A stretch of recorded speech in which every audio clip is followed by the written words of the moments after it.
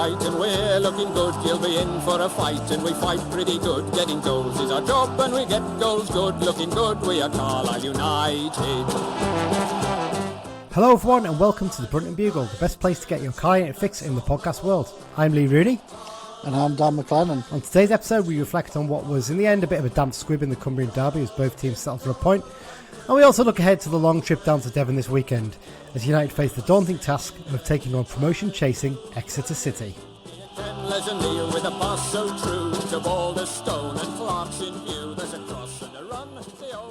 Yeah, all that excitement, Dan, for the Cumbrian derby last week. It didn't quite work out as we had hoped it in our predictions at the very least. So, well, I was having a read on the Barrow forum, and basically there's two camps there. The younger generation sort of see it as a derby, whereas the older, who were born in Lancashire, they don't. I mean, they all sort of say Morecambe's their big one, but you know, it was good to see a good following. You know, it's and a few more home fans, but it wasn't the best of games, was it? Yeah, not the noisiest away following we've had, though. I think Horsham were probably louder, but that's me being mischievous. There you go. Let's get straight into it, Dan, because we've got a bit to fit in today. News up first. Details for the 22-23 season of the EFL have been confirmed. Getting ahead of ourselves a little bit here, aren't we, with this one? Yeah. too optimistic. But so the EFL have confirmed the details for the 22-23 season, which of course will be disrupted due to the 2022 World Cup in Qatar taking place in November and December. I still can't get over that. I still think it's utterly ridiculous they were ever allowed to move it to the winter. I mean, it's a one-off gimmick, but the fact that they got a World Cup in Australia didn't really annoy me, but there you go. The season is going to start early on the 30th of July next summer. The Carabao Cup and the trophy we don't talk about are going to start at their normal times, which is, I think, like the second and the last midweeks of August. Championship clubs are going to stop their fixtures on the 14th of November and then resume again on the 10th of December after the group stages of the World Cup. But League One and League Two clubs will not be stopping fixtures during the World Cup. Good. And normal rules regarding international call-ups will apply. You're quite happy with that one, Dan? Are you happy that they carry on? Yeah, because it's our normal season. I mean, I know we like to watch Ecuador versus Saudi Arabia. Bring on Nicaragua versus Iraq. That's what I'm looking forward to. Where? Nicaragua. Nicaragua. Nicaragua, that's the one. Nicaragua. Good grief, boy. I'm having a nightmare there, aren't I? Yeah. You know, it's really annoying. I was doing a quiz online before, name the top 80 ranked teams in FIFA. Right. And for some reason I have that name in my head, and I don't know why my head's just gone then. I couldn't pronounce it, but there you go. I'll tell you what will be interesting. It says normal rules apply. There is one or two teams, especially in League One, who have 2 or 3 internationals. Yeah. You know, I mean, it could be ridiculous calling off like 3 or 4 games. It's less likely because obviously it's pretty much the bigger teams who are there, but you know, there is a small chance of, you know, there could be a couple if Wales get through, or, you know. I mean, working out off the top of my head, the first weekend's going to be the 21st. You got the 21st, 28th, and one weekend before the 10th, where the group stage ends. So you've probably got 3 weekends there, potentially. With starting the season early, I'm guessing we're going to lose a midweek anyway, so that probably means there won't be any midweeks during that period. It'll literally just be the Saturday games. We're due on next week, aren't we? And of course, the November midweek will disappear, I would say. Yeah, and of course you've got the FA Cup second round as well. I was just going to say about the FA Cup. So that'll be the second round on then. So very interesting. I mean, the likely situation is if England's group games happens, because I think the kickoff times are 3 p.m, 7 p.m. I think there might be one even before 3 p.m. for the group stages, possibly. I think they're doing 4 a day, you know. On some of the days, yeah. I think the knockout stages. The knockout stages is only 2 a day, isn't it? And I think they're 3 o'clock and 7 o'clock. So you might find that if England are playing at 3 o'clock on a Saturday, that all the games are going to have to be either moved to the next day or potentially midday kickoff or something like that, won't they? I think. But the problem with that is you won't know until the groups are finished, so it would be very late, wouldn't it? Well, the knockout is going to be more difficult, but you sort of have a general idea. Maybe you can look at it and sort of say, okay, we know that there's a chance England are going to possibly be playing at the same time, so let's avoid it, basically. You'd like to think they'd be sensible enough to do that, but Why have I got this horrible feeling that the EFL and being sensible doesn't really work together, does it?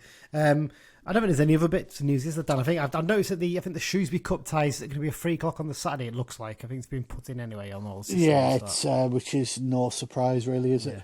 Be interesting to see what the club do in terms of ticket to that, because, of course, we've got the Harrogate game midweek coming up next week, and then you've got the Walsall game on the Saturday at home. Then you've got the game that we don't talk about against some team from the division above in a competition we don't like. And then you've got the Saturday home game against Shrewsbury. 4 home games in a row. You do wonder if they'll do some sort of ticket offer for it. You'd like to think. I know it's a team from a division above, but it's not that exciting of a cup tie, is it? I think they'll just do full price though, knowing our luck. But there you go. Yeah. There you go. Well, let's talk about the Barrow game. We've put it off long enough. It's now 3 league games without a goal for the Blues after the 0-0 draw with Barrow. That's 4 home games, actually, since we've scored. But they've shown a bit of resolve to earn that point. And, it was a fair... a lot of people said it was a boring game. I don't think it was that boring. I've seen worse 0-0s. I've seen worse 0-0s this season for Carlisle. Never mind, that. So, yeah, it wasn't boring. It was, I think, just from sort of the hour mark, we all knew it was going to finish 0-0.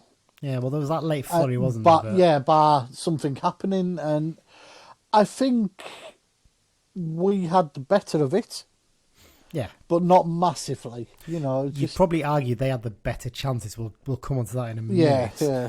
But yeah, obviously, so before the game, obviously, it was a 1 o'clock kickoff, which was incredibly irritating, quite frankly, for coming up. And I actually drove up to this one rather than getting the train because I didn't fancy being surrounded by the furnace hordes on the train up before the match, and also the likely police presence in town. Line-up announced at midday. Little bit of a surprise to some, I think, that Danny Devine wasn't involved after the big one at midweek.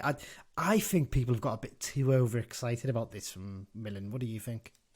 Yeah, possibly. I think it was more we're chuffed he's had a good 90 minutes because he hasn't played much, sort of thing.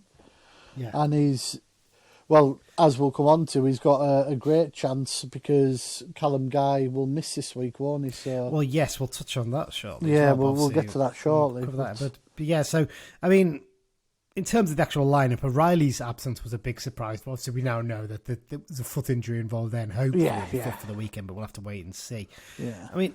As an argument, Abrahams was probably lucky to start, but the fact that he'd started him in the previous 2 games, and I think by all accounts he'd done okay in that Morecambe game. So yeah. I think with Abrahams, he's just trying to play him into some sort of form. Yeah, this is the thing. In fact, we'll come on to him in a minute because we're going to talk about individual performances in this section as well. But first up, very smart from Barrow early on, getting us kicking towards the sun, towards the Warwick Road end, and a sun that was a little bit lower than you'd normally expect, obviously, with the kick-off time and that, or even a bit higher, I should say. So it's a bit... It was... you could see that some of the defenders were struggling a bit early on, weren't they, in terms of being able to see the ball a lot. Keepers obviously have the advantage of being able to wear a cap, Yes, that does help a bit as well.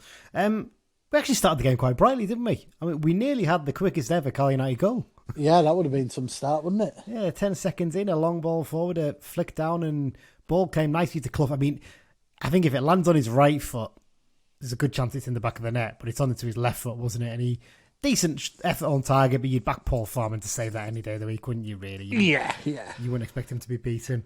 Guy also had a dipping volley, but I think people in the East Stand side and people with that camera angle from the highlights got a bit overexcited about that. It was quite a long way wide in the end, wasn't it, that effort, I think? It's fair to say. Then came the Barrow chances, didn't they? And these were 2 big chances for them, I would say. Yeah. You would have expected them to take at least one of these 2 chances. Definitely the second one. The first one was a sort of a good bit of work by former Bluesman Connor Brown down the right, and his ball into the box found Gordon 6 yards out, completely unmarked, and he somehow managed to head it wide, didn't he? It looked easy to hit the target, really, and he looked pretty furious with himself after that. And then, this chance was even bigger than that, you'd argue. Just a long punt forward. I think it was Jones, the defender, that just launched it forward, and I don't know what Whelan and Miller were doing on this. Maybe there's some that got in their eyes on this one, I'm not sure. Possibly. But they just completely misjudged it, and Zanzala seemed to be... It seemed like the crap defending put Zanzala off. He was like... You're seriously going to give him a chance to easy this? Because he was through on goal, and all he had to do was tap it past Howard. In fact, he could have squared it to Gordon for an empty net to put it in. And for some reason, instead of going sort of back across into the bigger gap, he tried to put it in the near post, didn't he? The nearest to him. And managed to knock it wide, and you could see that he was just like, oh, God, what have I done? And obviously the ironic cheers went up, didn't they? And I mean, what were you, just before we get into more, what were your thoughts on Zanzala? I mean, he looked lively, but he looked like, to me, the player that we signed initially, the one we saw for the first 2 months after we signed him. He was more the first half of his time with us than the second half. I think he was obviously trying a little bit because it was against us, and he'll want to prove a point. But on that evidence, would you have him back? Questionable, but we've seen it. We can see what he can do, whereas with someone like Abrahams, we haven't actually seen really what he can do by a couple of tap-ins, so it's a bit different. Clough had to come off, didn't he? Concussion, first ever concussion sub for us.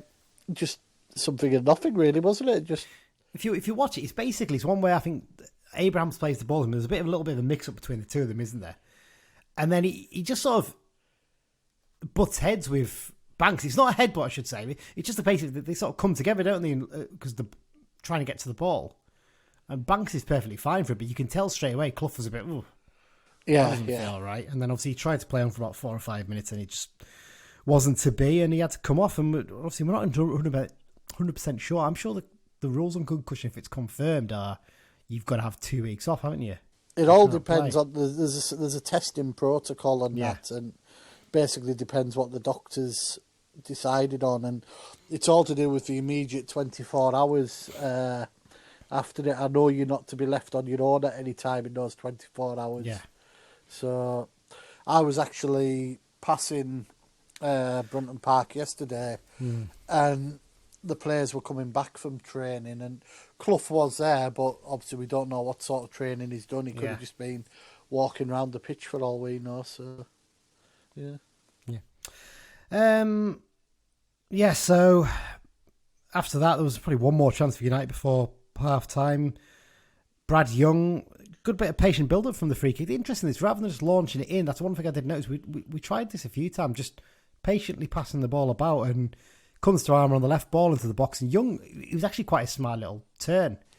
Gets himself away, and he sort of dinks it over the key, over Farman, and it just goes wide. But actually, if you watch the Pitchside Blues YouTube video, Farman catches him. And it's one of those ones you look and you think, could you argue a penalty there, maybe? Yeah. You don't see them given very often, to be fair, because the argument is you've got a shot away. But you could also argue, well, I wasn't able to get a proper shot away because he fouled me, basically. I had to quickly take it. So, one of those ones, and I think Young appealed, but Young's the only one who appeals it, really. So, I don't ever like it to get given. There was only really one more chance for Barrow in the game after this, wasn't there? I think, and that was the sort of long free kick into the box. One time that Howard really did something wrong in this game. He comes for it and doesn't get anywhere near claiming it, and I think it was Jones, the big defender, didn't he? Beat into it, but he sort of heads it over the bar. Yeah, just sort of looped over, didn't it? Yeah, and that was really it for Barrow. I mean, they only had, 38% possession in the game? We had 62%. Must be the most possession we've had in a long time outside of playing like non-league teams in the cup and things like that. Well, officially they didn't have a shot on target, did they? No, they didn't. So I mean, that's quite telling. Howard didn't actually have anything to do in that sense. But United had a couple of chances late in the game, didn't they? Let's talk about the McDonald one first. I mean, it's one of those ones he could have done with scuffing it, really, couldn't he? Yeah. I think he probably hit it too well because he was sort of going backwards as he hit it, hence why it went upwards, and it fairly cracked the bar, so he'd obviously got a bit of boot through it, but Barrow scrabbled it away. Dumped it away, and then Sam Fishburne, so close to that dream moment, wasn't it? And I think you've got to give credit to Ollie Banks here, haven't you, really? Because it's sort of it's a ball sort of played back in by Dickinson after a cross from the right. And Fishburne actually takes a really good touch, actually, when you watch it. He sort of opens it out into his body and he just sits up for him to hit it.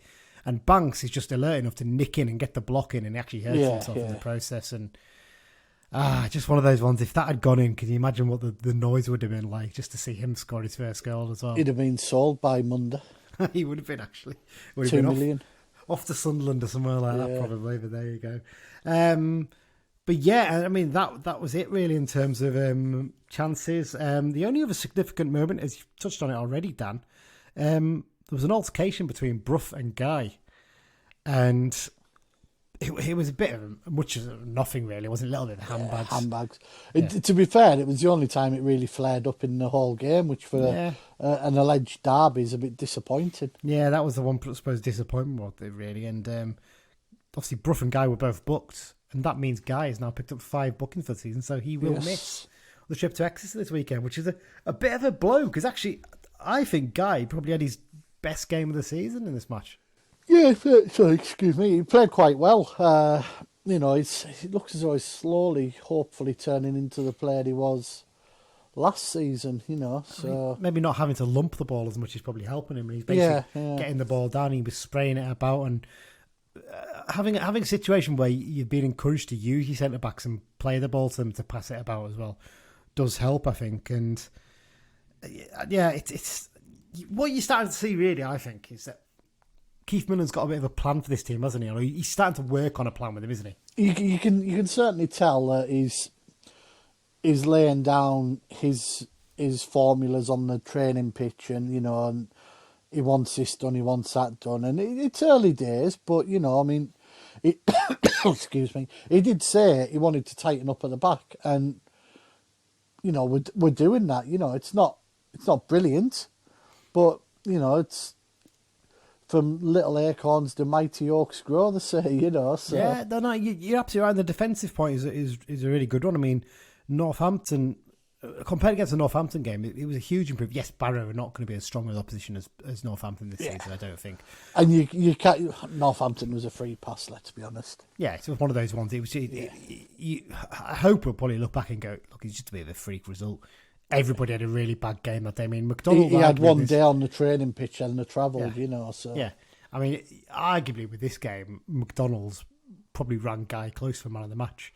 I think he had one of his better games. He kept Zanzala pretty quiet for most of the match. And yeah, I just think, we're just starting to see a few of the little signs here, and maybe, just maybe, we can start turning the corner a little bit here, possibly. Yeah. I mean... We're being cautiously optimistic, aren't we? I think it's the way we describe it, because he's clearly recognised where the weaknesses are. He's tightened up defence a bit. He's basically said to the team, you can't play direct football, but you haven't got anyone capable of holding the ball up or flicking it up on. We need to get the ball down and pass it. And you could see that. We passed the ball out from the back pretty much every time we could. And when we did play it long, it was more sort of lofted balls into the channels for Abrahams and Young to chase, which makes sense, especially for Young. Young's the kind of player who can do that. Yeah, no problem. He's got a little bit of pace about him. He'll run all day, won't he? Yeah, I mean, he tired himself out. I think in the second half he looked knackered. Yeah, really.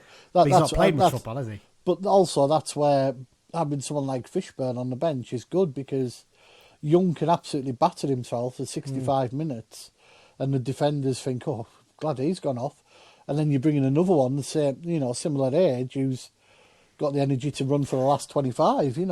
And he's also got a bit of a height presence as well. Yeah, and hopefully it'll be, about. I'd like to see that happen for a few games. Young start and Fishburne come on for him, and between them get the odd goal here and there, Well, let's talk about Fishburne, because that's a couple of sub-appearances he's had in the last few games now, and I've got to say I'm quite impressed with him, because you sometimes see these young lads come in who've scored a few goals for the youth team, haven't they, and they've done well. And they just look a fish out of water, don't they? Excuse the pun. They don't really cope with it, and they look a bit daunted and overawed by the whole experience. He doesn't look like a lad in that sense, does he? No. He looks like he's confident. That few weeks at Lancaster will have done in the world of good, because forget about the difference in levels. He'll have been up against players who've been round the block in non-league circles, and some of them will have come from league clubs, and they won't take kindly to a young lad from a pro club coming and running them amok. He'll have had some battles for Lancaster, and hopefully it's hardened him up a bit. Yeah, I mean that he played against Steve McNulty, didn't he? Yeah, we all know what McNulty's in exactly, unit. yeah. And he's been about, and he scored two. Did he score a hat trick against him, or was it 2 goals against him? Yeah. If one of the two, and that shows, he's done that against a lad like that, then he's not going to have any worries about someone in the Football League, in League Two. So, but I just feel like I think you've said this before, Dan, and I agree. I think once he gets one, he could go on a real run. He really could. Yeah. And for me, I'd be looking to just get him a little bit of game time. Just build his game time up gradually. Get him more and more minutes over the next few weeks. I don't think he's ready to start yet. I can totally understand why he's on the bench. But I just think he needs to be on there each week, and he needs to be getting his game time. Like I say, Young starting with Fishburne coming on for him, I think that's the way to go for a few weeks. It means they both get minutes, and like I say, with a bit of luck, they'll both get the odd goal, and it'll only do wonders for them. Yeah, and you can alternate between Abrahams and Alessandro, basically. You play up top depending on who you're playing, I suppose, really. But excuse me, a wave of excitement came over me there. Well, let's mention him then, Abrahams. I mean, I thought he was better than previous games. He wasn't world beating, but he couldn't be any worse. No, he couldn't have been any worse than some of the other games. But you know what? I think he worked a little bit harder, which is what you want to see. I still think there's a little bit more to come from him. I really do think he needs to do more. But I mean, I was looking before at his goal record. His goal record's actually not that good. No. Before he came to us, so maybe we need to actually temper our expectations a little bit in terms of what he's actually going to do anyway. I mean, you'd ask the question why you brought him in, I guess. Well, he did play more out wide a lot, didn't he? Beach made a thing of saying, he's being played out wide a lot. We want him through the middle. So, yes, he's probably readjusting, but you just want that little bit more, don't you? Yeah, you definitely do. In terms of midfield, we obviously mentioned Guy already, and we think he'd done really well. And obviously, he's going to be missing next week. Now, John Mellish is a name that comes up a bit. Now, I think he's actually doing better in the midfield too than he's getting a bit of credit for, personally. I think he's been a lot more disciplined than people thought he would be. I think people thought he'd be a bit of a headless chicken in there. He's been solid, but... He loses his freedom, doesn't he? Yeah, you lose his freedom. You stifle everything that's good about him. In a free, you can allow him to charge about a bit because you've still got two dropping in, haven't you? Now, it maybe seem harsh, this, but I wonder if it maybe at the moment, while we're playing this 4-4-2 rather than a 4-3-3, it'd be worth maybe dropping him to the bench and using him as a sub coming on later in games when teams are tiring, and he basically just can go about and maraud and just have a real good go. Do you know, with that, do you know what he'd be quite good at? Obviously, I know Clough might be missing a couple of games, but Clough, he's obviously not full fitness, is he? Because he didn't seem to last games. But it'd be quite interesting if you could get 70 minutes out of Clough in a number 10 role, sort of as a second striker, then bring Mellish on for the last 20 minutes just to bother defences. Yeah. It'd be quite interesting, that. Yeah, he doesn't even have to be a full-on centre forward, like you said, just a little bit withdrawn a bit. Yeah, but it'd be interesting to see. I mean, look, we're big fans of his, and like I said, it's not a case of I think he's playing badly. I just think maybe to get better benefit from him coming on in games later on, and then maybe you can stick someone like a Riley or a Charters or a Devine in there who's a bit more of an actual midfield player. Funny you mentioned Charters there. I was talking to a couple of people on Saturday, and we all sort of agreed that, Gibson and Dickinson are likely going to be the first choice starters out wide. Charters isn't a bad option for whichever of the two isn't producing as much on the day. Yeah. Because we know he can play both sides, and he's actually played some nice little stuff when he's come on in his little appearances. He's been quite tidy. I do wonder if when you bring him on in that situation as well, that's when you can look at maybe flip into a 4-3-3. Yeah. Go in with midfield three with him in, and then push Dickinson or Gibson further forward in a front three. Maybe that's a potential option. I actually have to say, I thought Gibson probably had one of his poorest games since he joined us at the weekend. He just wasn't it wasn't at the races, was he? Really struggled a little bit. But why men at this level have games like that? Yeah. And just one more individual performance to mention. We've got to talk about Kelvin Miller. I've noticed at the weekend we were using him a hell of a lot. We really, really were going down the right quite a bit of our play, and he was getting a lot of space as well, which surprised me because I thought Brough had a really good game for Barrow, actually. So surprised he's getting because he plays as a wing back as well, Brough, so he gets up and down, doesn't he? Yeah, and I thought Mello got up and down quite well, and I've got to say, I'm quite impressed with how he doesn't just lump it forward, does he? He's always trying to place it into someone. A few times he played some nice passes actually into the area rather than just... There was a couple of times when Gibson had it and he was sort of up the blind alley and he was there as an option, so if Gibson looks up and sees him, he can roll it back 10 yards and Mellor can put the cross in, which is sort of something we've sort of lacked on the right-hand side a bit since Tanner left, So. Yeah, so no, quite impressed with him, and you can really see he's been, he's had some quality coaching in the early days of his career. So, yep, decent signing he's been. So yeah, I think that just covers it, Dan, doesn't it? Really, overall, point to point, another one on the board, moved out of the bottom two. So, progress, isn't it? It's very small progress, but I think we've got to be realistic, and we've got to basically look. We're not going to become world beaters overnight. And actually, Millen's plan is quite a smart one in just being tighten things up, look to get your 0-0s and your 1-0s and nick a few results here and there and keep as many clean sheets as you can. And you know what? I'll happily take that to get us through to January and then get a few players in to improve us. And I'm starting to sort of agree with him a little bit in the sense that I think this squad is a bit better than it really is showing. And he probably just needs those experienced heads in there to lift the players a little bit more. So... have to see who we can get in January, won't we? Yeah, it's going to be a big January. Really big January. Right, I think that's it for the first half, Dan. So we'll take a short break now, and then we'll be back to discuss the trip down to Exeter this weekend.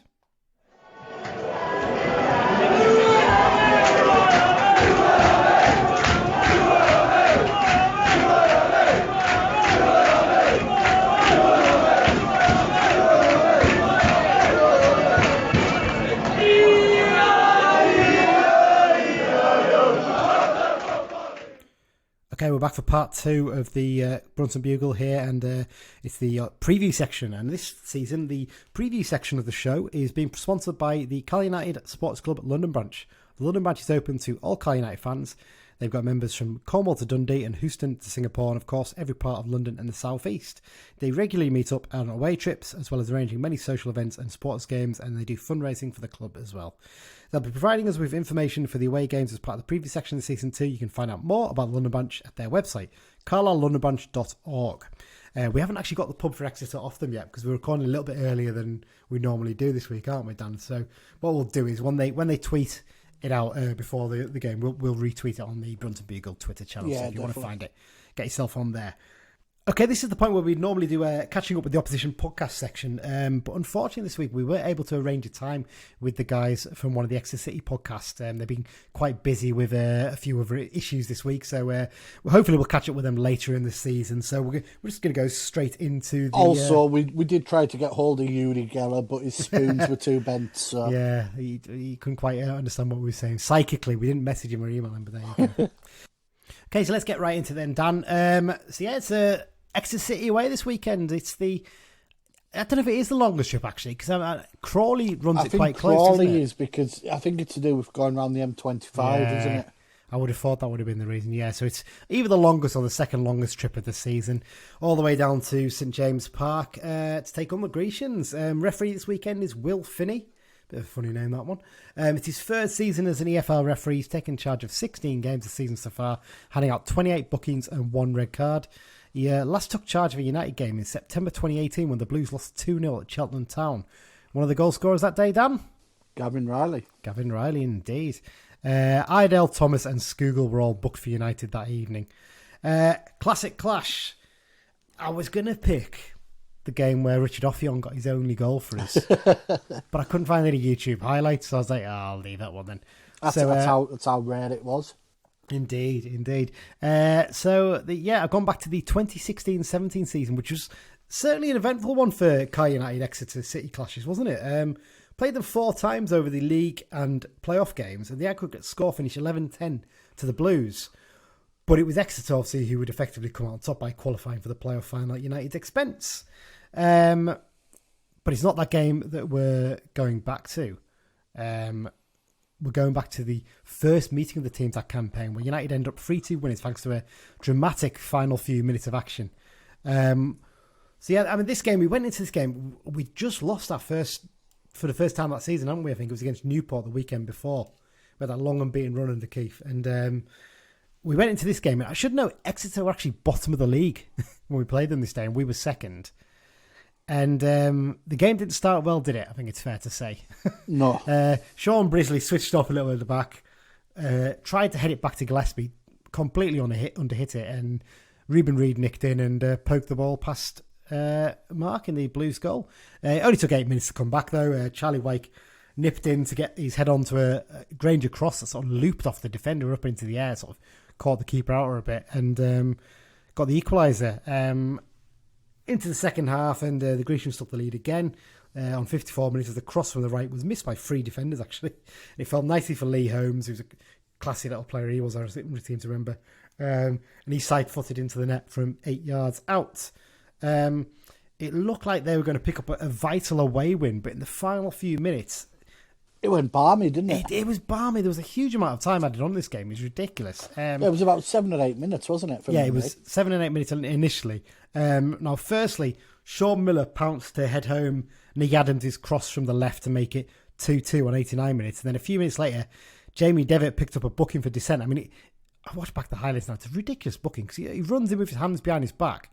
Well, unless he said something really offensive. Yeah. It seemed a bit daft that he actually got booked for it. Very strange indeed. He picked up a booking, and Wyke went very close to grabbing the winner by it, but he headed a crossover. But then, finally, he got the winner in the 97th minute. Lamb plays the ball to Adams on the edge of the box, and he plays a little dig ball into Wyke. Yeah, I remember that one, yeah. He tries to volley it first time with his right foot and completely misses the ball. But it lands just nicely, and he adjusts himself really quickly and just smashes it home with his left foot. I remember this because I'd gone down to the far end of the paddock to make a quick getaway, I think, to get to the pub and get a seat. And it just went absolutely balmy. Somewhere I've got a video that I filmed, because I think I filmed a bit of it on my Instagram video or something, of me going absolutely balmy after the goal winner. I'm going to have to dig it out because it was an incredible moment. And it just went balmy. I've never seen the ground go that mad for a long time at that point. Mad as it is, there still was time for more things to happen, wasn't there, though? I mean, Devitt got sent off for his second booking for a late tackle from behind. If you watch it back, could well have been a red. It should have been a red. It was a horrendous tackle. And then from the free kick, they launched the ball into the box and it looped up in the air and was landing sort of on the line into the net. And Gillespie jumps up to get it. And the Exeter keeper, Christy Pym, he was only about 5'10", wasn't he? He was not the biggest keeper in the world, him. He sort of barges into Mark, doesn't he? Pushes him into the net. But obviously the goal gets disallowed and he gets booked for it. And that was the end, 100 minutes up and final whistle was blown. It's incredible. I mean, you look back at the team that day now and you look at the team we got now and you think, well, we'd give for a few of those names in the team, wouldn't you? What would you give for a Jabbo Iberi up front right now? Or different I thought you were going to say Rains and Brisley at the back. Well. Rains just dealt with stuff, didn't he, really? He wasn't the most, the greatest, most cultural defender in the world, but he'd put his head on anything that came back there, wouldn't he? I think the difference is probably when you look at the bench, there was people who could do a job. I mean, Ellis and Gillespie both on there. I mean, Gillespie also playing at a good level now. Asamoah as well. And obviously New Zealand international Max Crocombe. And obviously the other players who came on, Sean Miller, Devitt and Reggie Lamb. So there you go. That's the classic match. And now, Dan, it's your moment for the played for both. Longer list than I thought it was going to be for this, actually. And, considering the distance between the clubs, there's quite a few players who play for both, isn't there? Yeah, and I've picked one who is only 31-year-old, but he hasn't played for 3 or 4 years. And he was born in Wales. I knew you were going to put this on. I knew you were going to put this on. Why. Yeah, you know why as well. It is Christian Ribeiro. Started out at Bristol City. Didn't really make much of an impact at Bristol. Had a loan at Stockport, Colchester. He was up here for 5 or 6 games.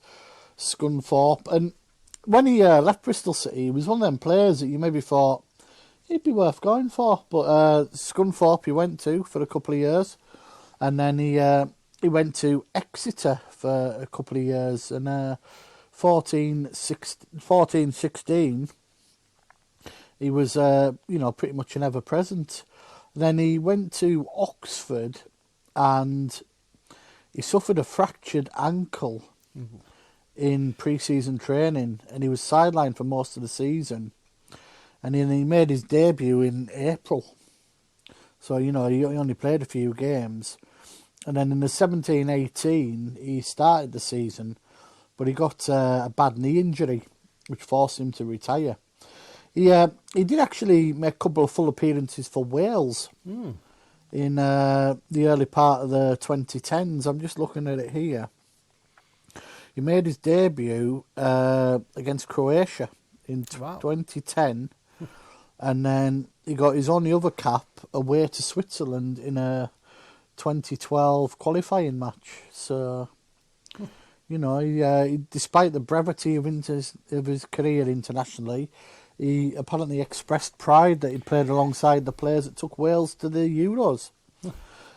And it's since he's retired, he now does property development because he appeared on Homes Under the Hammer one day. He did indeed. Which is one of my favourite daytime programmes. And he was just, I was looking, I thought, I know his face. And it came up, two lads had bought a house. And they said, Christy, and I can't remember the other lad's name.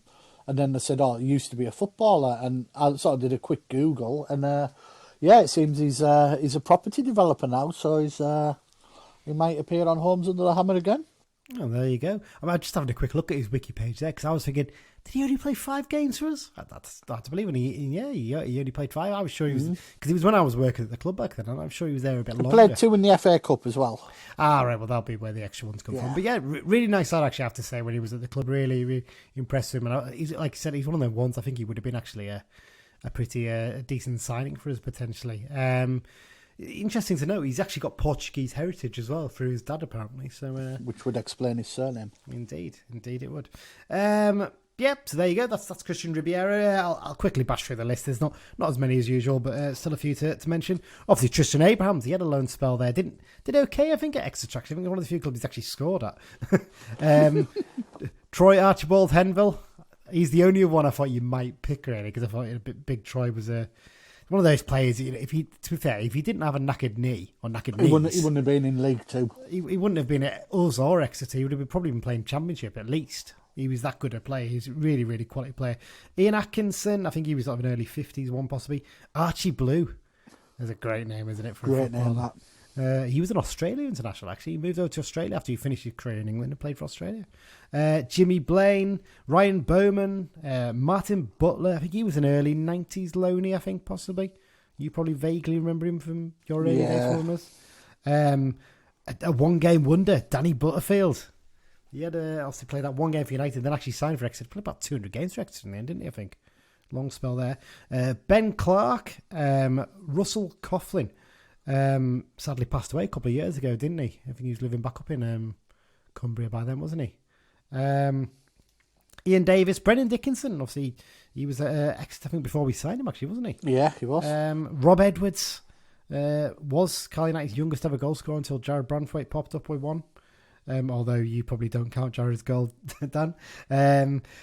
Stuart Elliott. I mean, he seems to appear in this every few weeks, doesn't he? Yeah. Has he played for something stupid like 24 clubs or something like that? It's something outrageous. Craig Farrell. I forgot he actually played for them as well. And Paul Harries. 2 proper blasts from the past there, aren't they? The Maltese Falcon, Dylan Kerr. He was at Exeter as well. Ryan Loft. I think he only played one game maybe for them, I think, or maybe a couple of games. Gary Marshall, Aidan McCaffrey, Gordon Owen, Tom Parks, Lenny Pidgley, Christian Ribeiro, you mentioned obviously already. Another one I thought you might pick, Jamie Robinson. He had a spell down there as well, didn't he? Jack Stacey, obviously broke our hearts. Cleveland Taylor, and until only about 10-15 years ago, our only ever international at that point, Eric Welsh. He had a spell at Exeter too. So there you go. Right, well, let's get into it, Dan. Let's talk about current day Exeter now. In terms of head-to-head, we've played the Grecians 65 times in our history. 20 wins for us, 18 draws, and 27 wins for Exeter. It's not really a happy hunting ground, St James Park, is it, when you think of it down the years? Although we had some exciting games against them. We've had a couple of 3-2 wins. Obviously, the one where Ophion scored, and the away game in the playoff season a few years ago. We famously won 3-2 on the last day of the campaign. But yeah, I mean, they're a good model of a club similar size to ours, aren't they, at this level, really, in terms of how to actually run a club from what we've seen in recent years. I know people look as though they've been stuck down at this level and managed to get promoted, but in terms of the way they run, it's just so much better than us, isn't it? Wouldn't be hard, to be fair, but... No, wouldn't take much, would it? I mean, they're supporter-owned. They're developing their own talent, not just to sell on, but actually to fill their first team squad. I looked through the squad before the show today, and there's loads of players in there who've come through their academy. Yeah, yeah. And play regular football. And what they do, they send them out on loads of places like Tiverton and to Truro and stuff like that, don't they, really? Basically, they can go and play some football at non-league level and bring them back toughened up, ready for their first team, which I hope is what we're starting to do. We're sending the likes of Fishburne to Lancaster and stuff like that. And, if hopefully if Workington can get themselves back up another level, we then got another better level to send players there as well, haven't we, really? That's what you'd hope for. Yeah, definitely. But what they do, they invest that money from the transfers really well, don't they? That's the thing that stood out. I mean, it was a couple of weeks ago they announced this, wasn't it, about their training complex? The trust have approved a £2.2 million revamp of their training ground, basically. So they've got a load of temporary buildings there. They've been there for 30 years, apparently. And they're taking them down and they're going to build a new 2-storey building there. It's going to include a gym and a video analysis room and stuff like that, and, an actual canteen for the players to eat in and things. I mean, it's a world away from what we do. We basically have them down Brunton Park, sat in the dressing room, maybe up in Sunset Suite to do a little bit of stuff. Yeah. We can only dream of actually having a setup as good as that, can't we, really? So there you go. They've properly redeveloped St James's Park in the recent seasons, though, haven't they, Dan? It's a tidy little ground now for a lower league level. I mean, I figured back to the last time I went, or when I've been in the past. I'm trying to think, the first time I went, I can't remember if they'd built the long all-seater stand where the camera films the matches. I'm not sure if that was there or not, because it would have been about... First time I went, they hadn't. It was the old one. Yeah, so I don't think that had been built yet, and especially the one on the opposite side definitely hadn't been built. That was still the old wooden one there. Yeah. I remember sitting in there one season. I've stood on the old small terrace behind the goal as well. And yeah, what they've done is they've just gradually built up bit by bit, and it's now a ground that basically, if they got to the championship level, it'd be a good ground for that level, wouldn't it? It would suit them, essentially. They wouldn't have many problems, would they? No, they certainly wouldn't. What they've done, obviously, there's one side of the pitch that the camera looks at. They can only build the stand so far, can't they? It only takes about half of the pitch, and that's because the railway line runs behind there, and there's not really room to build anything that's worthwhile building behind there. The stand behind the goal, the terracing where we will be at the weekend, I only found this out the other day, is actually taken from the Hive at Barnet. When they took down one of the terracing bits, the temporary terracing bits behind the goal, Exeter bought it off them and moved it all the way down to Exeter and just rebuilt it there. And again, this looks so much better than it used to be. If anyone has ever been before, it was literally only about 3 or 4 steps previously, wasn't it? And they weren't very steep steps either, so you couldn't really see what was going on at the opposition goal most of the time. So, very basic. But yeah, it's a lovely little setup they've got there now, and it's a real credit to the work they've done. I mean, again, their supporters trust the amount of stuff they do.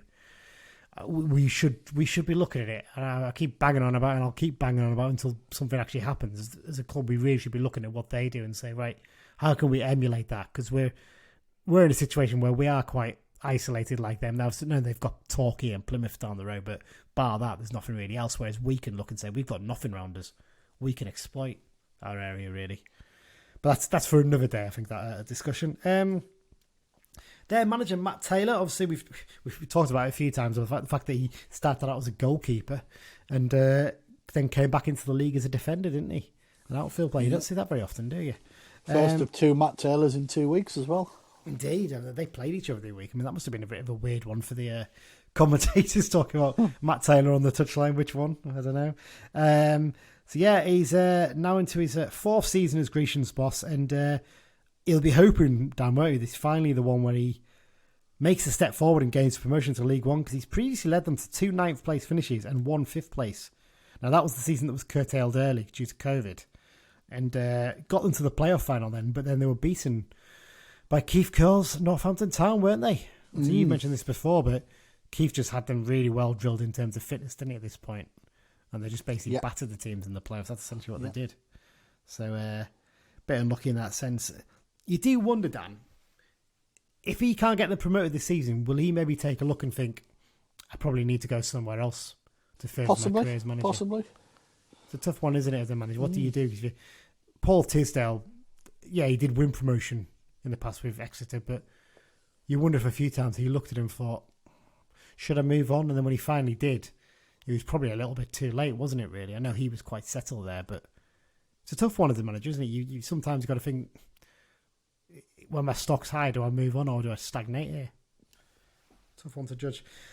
I picked that star man here, Dan. I don't know if you disagree with this one. Matt J, for me, it's got to be. Just scores goals, doesn't he, basically? Yeah, I don't think you can argue with that, especially the form he's in over the last few weeks. Yeah, I mean, Ryan Berman obviously left them in the summer, and he's basically become the talisman now. I mean, you could argue probably he'd gone ahead of Berman last season because he finished top scorer, didn't he, with 18 goals, was it, I think, he got in the last campaign. This season so far, he's got 12 in 19 appearances, and I think towards the end of last season, there was other clubs sniffing about, and you wouldn't be amazed, would you, if a championship club came in and made an offer for him in January? No. And to be honest, they'll probably get a decent fee for him and again reinvest it. I mean, we mentioned it before, but obviously they put that money to their academy, and that money has come from them selling Ollie Watkins to Brentford, and then Brentford selling him on to Aston Villa for, was it 28.5 million, something like that? And I think they had a 15% sell-on clause in there, so they've got 4.5 million pretty much out of that. Which, hopefully we'll get that when Carlo Ancelotti comes back in to sign Jared Branthwaite from Everton. Sky Sports are saying that Dean Henderson wants to leave Man United. Well, yeah, that's for the ex-Blue section. We'll discuss that in a minute, won't we? So yeah, it's one of those ones, isn't it? They're set up to just keep producing players, aren't they? And I think we're a bit behind them in terms of that. We're just sort of getting ourselves back in shape in terms of young players coming through, but there's encouraging signs for us in that sense. Other key squad members, Dan, I've picked a few out here. I don't know if you disagree with many of these. I mean, Cameron Dawson, he was quite well thought of, wasn't he, at Sheffield Wednesday, I seem to remember. I think obviously his path was blocked by Kieran Westwood for quite a few years. And I think did he play for England under 21s at one point, I'm sure. I mean, he's 26 now, so he's not as young as he was. And I think he's basically just left Sheffield Wednesday because his career was completely stagnant. Yeah. And, they had issues with keepers last season, didn't they, stuff? And they had quite a few loan players coming in at one point. I'm pretty sure, did they not loan that Icelandic lad from Reading? And I seem to remember he played against them for Morecambe at the weekend and kept a clean sheet on a 7-day loan, and then went back to Reading and came back to Exeter that weekend or something like that. Yeah, against Morecambe again in the cup or something stupid. Something utterly ridiculous it was, I seem to remember, but there you go. I mean, defensively, Pierce Sweeney and Jake Caprice are very good defenders at this level. Yeah. I mean, getting Sweeney back after he'd actually gone to Swindon and then left because they were a bit of a basket case in the summer was it's worked well for them, hasn't it? It's worked so well. It's a real bit of luck for them, isn't it? They must have looked and think that's exactly what we needed. Yeah. Up front, Patrick Hammond. He's not scoring as many as he did maybe a few years ago when he was at Grimsby and Newport, but he's a wise old head now, isn't he? He's 30. I thought he was a lot younger. He knows what he's doing, doesn't he? Yeah, he's going to pass a little bit on some of those other players. I don't know if there's any others in the squad that you've spotted down that stand out. I've always. He's not a headline name, but Atananga. He just sits in there and he just does a bit of the dirty work sort of thing. But he knows what he's doing. He's just a solid player. Because they've got a lot of young players in the squad, and someone like him can really make a difference, can't they? He can really pass a bit on and be the sort of leader in there. The kind of player we need right now, really, in that sense. But I agree with you there. I think he's a good player, and I spotted Giovanni Brown as well. Actually, is an interesting one. Yeah. He was one that a lot was expected of at Colchester, never quite did it. And you wonder if maybe just a fresh environment is bringing the best out of him, possibly. That might be what it is. In terms of current form, we couldn't pick a tougher game, could we, Dan, really? No. Top of the form table. Compared to United's 23rd. We've gone up one in the form table, so, something. They haven't lost since the second game of the season when they got beat 3-0 at Leyton Orient. So. Yeah, there's no disgrace. Not Leyton Orient have been very good this season, haven't they? And it's one of those ones you look and you think, wow, this is a real test of what Millen's capable of doing with the squad we've got right now. It might end up being an eye-opener. It might end up being a surprise. I think it's going to be one or the other. I don't think it's going to be like, oh, we expected that. I think it's really going to be an interesting tie, isn't it? Let's get on to United then, Dan. Injury-wise, obviously we know Dixon and Norman are still out. Well, as luck would have it, the club have just retweeted an injury update as we're recording. This is wonderful, isn't it? Yes. Wonderful timing. Thank you so much. Zach Clough is under a 7-day protocol. So he'll miss it then, I'm guessing. Yeah, he gets clearance after each day if he's done so much, but he says he's expecting him to be able to travel to Exeter with us. So, Joe Riley's still sore apparently, but he's not joining in training properly. Apparently his scan, there's no structural, but I can't see Riley playing if that's... It's not worth risking it, is it? No, they're leaving it to the last minute by the sounds of it. So, and obviously Norman and Dixon are still a few weeks away. Yeah, you'd expect that, wouldn't you? So there you go. Oh, there you go. We've got it from Keith. It's nice that Millen's giving us these updates because we've got a few managers who just don't like doing it. Whereas Keith Millen just been like, well, just tell people. Yeah, why make it such a secret? I mean, it'll not be funny, but clubs are not going to plan based around a couple of injuries, are they? They're going to read the post-match comments from the previous game that said Joe Riley missed through injury. So straight away, I'm like, well, Riley could be injured, so he might not play. Yeah. Why keep it a secret then? Yeah, no, definitely not. Yeah, and also as we mentioned before, Callum Guy's going to miss the game due to a suspension. I actually put here just one swap lightly, but I'd forgotten about Guy obviously not being available. So it's probably going to be two swaps potentially. You'd think maybe Clough for Dickinson possibly. And who do you bring in? Especially then? Dickinson against his old team. Yes. Who do you bring in then for Guy? That's the question. Well, if Riley's injured, Divine's the obvious answer. You'd think so because he's a little bit more experienced than Charters, isn't he? So he's not as experienced as you'd think, though, is he? There was a slight suggestion that you thought that Guy and Divine were too similar to play together. Well, maybe that's what it is then. So yeah, the only other option is you put Feeney into Vents and push Whelan up into midfield, maybe. That could be possible. Could be possible, but I don't think you'd want to disrupt the defence actually at the moment because it's starting to look a little bit more like a unit in recent weeks, isn't it? Anything else you'd maybe change, Dan? Would you maybe bring in Alessandra for Abrahams, possibly? Possibly, yeah, because we're away from home, but I would definitely keep Young up front still, and as we said earlier, look to replace with Fishburne with 2025 to go. Yeah. So, I mean, obviously, if Clough goes down, I suppose he's still going to play. If Guy's not involved, who do you bring onto the bench then as well? Maybe Lewis Bell as well, possibly take him down with the obvious one? Yeah, why not? Yeah. But there you go.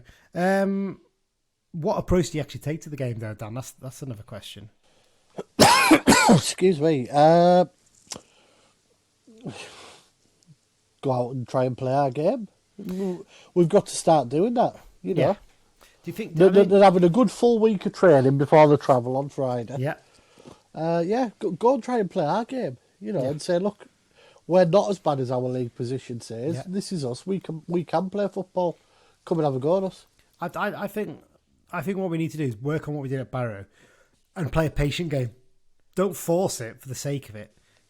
Keep that passing in. If you have to go back to the defence and play it back across the back four again, do it. Just keep doing it. Don't give the ball away for no reason because we've shown if we get under pressure, we do struggle a little bit. So, do you know something? For the first 5 or 10 minutes, I'd like us to have a proper go at them. Just so they think, he's not as bad as made out, you know. Yeah, and then you maybe just say, right, just calm it down, just keep the ball and pass it about. Keeping it tight is the key thing, though. I think what we do not want is we do not want a repeat of Northampton where we get battered and we look a bit of a defensive mess. Because 3 clean sheets, even if we drew like 1-1 or maybe lost 1-0, you've kept it tight at least. And you can say, right, well, defensively we're looking better. We're up against probably the second best team in the division. When you look at the league table and the form, it's very similar to Northampton. Yeah. In that nobody really expects us to do much. Mm-hmm. But further on from the Northampton game, there's no reason why we can't now. No. Definitely not. Yes, it'll be hard, but you know. Yeah. But there you go. Okay, Dan, let's have the predictions then. I've got Mike's in a minute, but let's have yours first. I'm going to go for, you mentioned it earlier, when Richard Offeryoung scored. Was it 1-0 that night? 3-2. 3-2. Johan Janssen scored. Yes. I was thinking of another game somewhere. I'm going to go for like one of those sort of random games where we sneak a 1-0 completely against. Cause Exeter are going to lose sometime. Yeah. And we're normally the team that teams break runs against. Let us break a run for a change. Why not? Well, that Newport game that I mentioned, that at that point, I think they were struggling down near the bottom. Yeah. And we were flying at the top. And it was a game like, how have we managed to lose this one? Yeah. Basically. So I'm going to go for a sneaking 1-0 from Brad Young. Ooh, okay. Right, let's have Mike's before I do mine. So here's Mike's prediction. I'm going to go for a 2-1 win with... I'll go Clough getting off first and a Fishburn last-minute winner in front of the away fans. God, please. God, please. That's right there. Interesting. Another one from his microwave there from Mike. I'm going to go 1-0 as well. Let's be optimistic. Let's have a bit of belief. I nearly said 1-1. I was close to saying that, but I'm going to go for 1-0. And I think Fishburn's going to get a late winner after coming on as a sub. Grind it out, and then on the counter-attack, Brennan Dickinson flying down the left, and he'll whip in a ball into the box, and Sam Fishburn will crash a header into the back of the net, right in front of those travelling away fans, which will include me and Mike. More on that in a minute. So there you go. That's the predictions this week. It won't include me, though, because I'm in Spain. You are. You're sunning yourself up. Yes. So you can watch it on the iFollow from the pool. That's a good point, yeah. You could do that on your phone. Right, okay, let's have the X-Files section done. Not as busy this week, but some interesting ones in there. Yeah, not too much to report this week. Ryan Loft scored at the right end this week in Scuddy's 1-1 draw with Salford. Aaron Hayden scored another for Wrexham. They had a 6-2 win at Kings Lynn Town. That's 3 in a week, isn't it, I think? They've had a real couple of games, Wrexham. It looks like it's started to click there. Ever since the two owners went back to America, suddenly they've turned it around, haven't they? Yeah.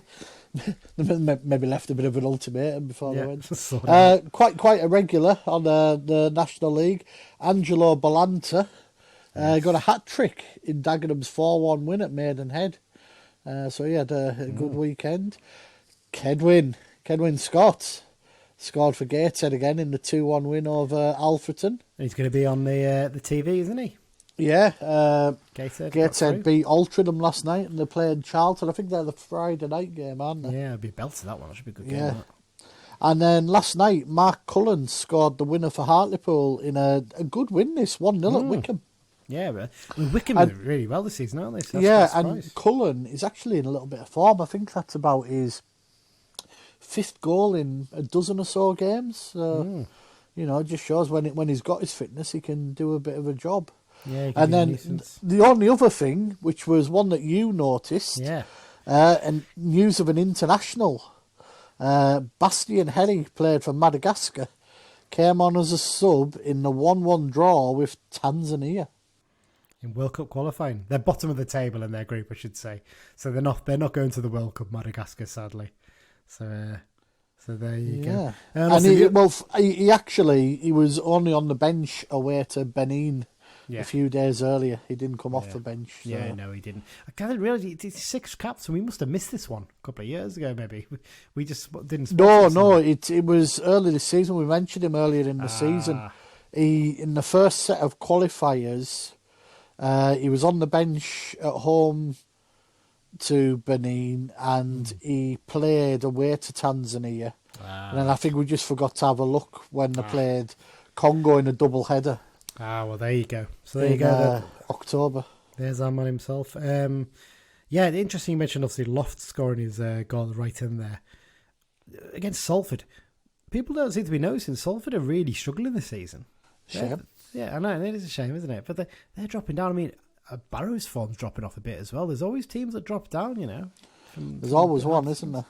Yeah, so it'll be interesting to see what happens there. The other bit you missed there, Dan, obviously, well, you didn't miss it because we mentioned it just before. Obviously, Dean Henderson apparently putting an ultimatum up for wanting to leave Man United because he's been linked with a loan deal, hasn't he? An 18-month loan deal. But... Yeah, basically, Man United, David De Gea has sort of been number one this season because Henderson had an injury at the Euros and he caught COVID and he actually hit him bad. He struggled for a bit. Yeah. He's only actually played one game this season when Man United got beat off West Ham in the Carabao Cup. And he's not playing and he's down the picture when it comes to England now because Aaron Ramsdale's appeared on the scene. Nick Pope's dropped out the England goalkeeping scene, so... And he must look at it. Well, Sam Johnson's playing in the Championship, West Brom. if I can actually get regular football in the Premier League, I'll be back in there. And funnily enough, a team that seem to be getting linked a lot at the moment are Newcastle. Oh, come on! Who have money to spend? Come on, So, come on, the Geordies. 40 million is the sort of fee that seems to get rumoured.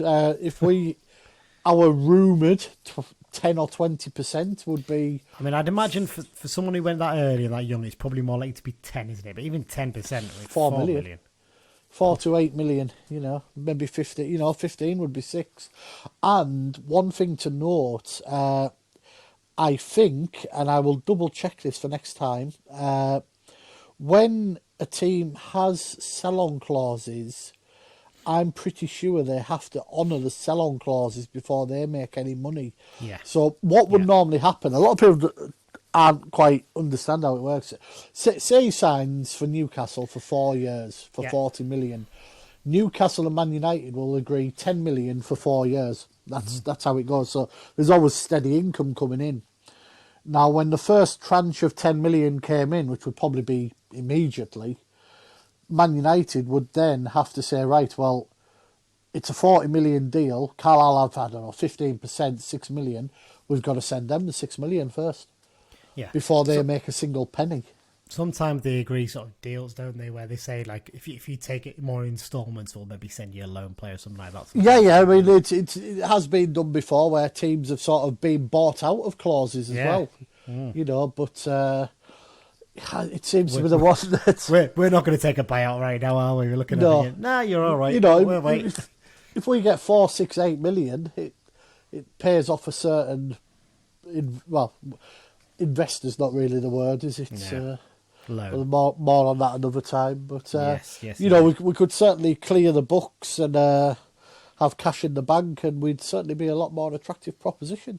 Indeed we would. We can maybe look to build our own training ground like Exeter did, couldn't we? That's it then, Dan. Thanks once again to our sponsors, London branch, this week. And just a reminder to everyone, you can subscribe to the podcast on all good podcast apps, Acast, Spotify, Apple, Google Podcasts, anywhere like that. Just search for Brunton Bugle, click subscribe, and every time we release a new episode, it'll go straight into your app. And obviously, if you can give us a review on any of those apps as well, where you can, that'll be brilliant. You can follow us on social media at Brunton Bugle on Twitter, or just search for Brunton Bugle on Facebook. And we're obviously on the Be Just and Fear Not Facebook group and on the message board, thecumbrians.net. New country for you, Dan. So I see. Yeah. Myanmar. Formerly known as Burma to the older listeners. So, I have a feeling that could just be a random one. Oh, funny enough, I think I know someone from school who has been living out there. I think he might have moved back now, though, so it might not be him. But there you go, a bit of a random one, that wasn't it? Maybe someone out there visiting there. Well, it's not the most stable country to visit, is it, I suppose? No. There you go. In terms of upcoming episodes, Dan, gonna see if I can squeeze in a preview episode with Mike before Tuesday for the Harrogate game. It might be a difficult one to get in, though, but I'll have to wait and see, because I might have to work out, and basically we might do a double header and do a preview of that and the Walsall game at the same time. I'm actually missing the Walsall game, so I won't. I'm missing the Harrogate game, but I'm back from holiday for Walsall, so you'll be able to review that. I'll be watching the Harrogate game on iFollow to save a little bit of money, because it's quite costly to drive up at the moment with petrol prices, unfortunately, so I've got to pick and choose. But we are going to be doing a special episode this weekend. Me and Mike, the idiots that we are obviously going down to Exeter for the game. So what we're going to do is, it's a long car journey down. We're sharing the car journey, so we'll just record a few little bits talking about all things Blues, and obviously giving you a bit of a feel and atmosphere for what the day out is like following the Blues on a long trip. We'll apologise in advance because Mike is obsessed with his MPG on his hybrid car. Yes. So if he keeps mentioning he's dropping a below level and that's all it is. It's nothing too serious. Yeah, if he goes quiet for long periods, he's concentrating on trying getting the amount back down or something like that. But there you go. So we've got that. And then the State of the Club episode special, we just haven't been able to fit it in yet just because of people's work shifts and stuff. And obviously with Dan being away next week, it's going to be delayed for a couple more weeks. But we will be doing it, I promise you that, because I think it's one that's really well worth doing. So there you go. So that's it, Dan. Hopefully we'll be celebrating a famous away victory next week. That's the aim, isn't it? We can only dream. Touch wood. Touch wood. Touch wood, yes, indeed. Thanks everyone for listening, and up the Blues. Up the Blues.